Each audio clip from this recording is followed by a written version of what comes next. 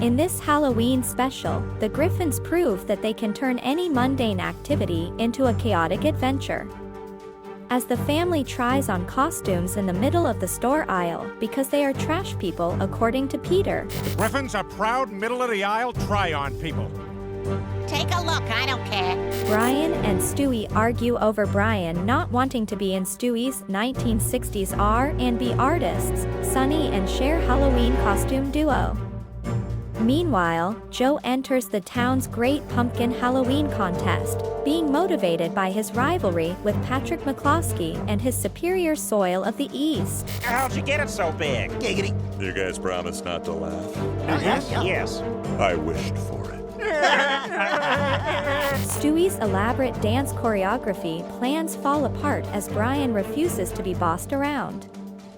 Joe can't seem to talk about something else as chaos ensues when a dark-eyed Junko invades the pumpkin. Scram! Scram! Get out of there, buddy! You out there, get the broom! This made Peter devise a plan to hide Joe's pumpkin before the fair. Amid all this, Stewie attempts to bring Rupert to life as his Halloween partner. Almost forgot. But the internet outage thwarts his plans. Or doesn't.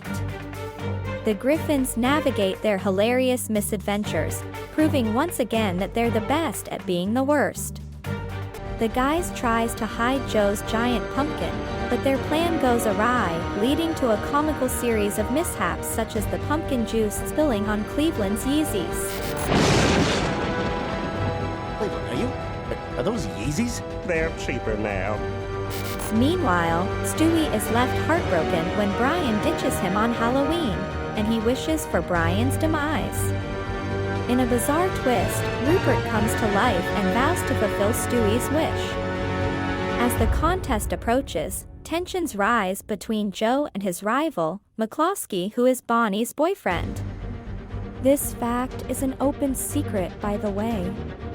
Ultimately, Peter has to hilariously sit inside the pumpkin to hide the damage. 307 pounds is my exact weight. This is crazy, but I think I could slide in through the hole in the bottom. Then I could just sit in there for a few hours. The episode is packed with humor, rivalry, and the classic Griffins antics, such as when Peter was supposed to be presented with a pie to the city as a present for being the city's pie-eating reigning champion, which would allow him to eat free pie anywhere in town, but he couldn't as Joe has him sitting in his pumpkin. Pie and get a free pie at any time. Sorry, bud, we'll get you pie later. Stewie brings his stuffed bear, Rupert, to life with a bolt of electricity.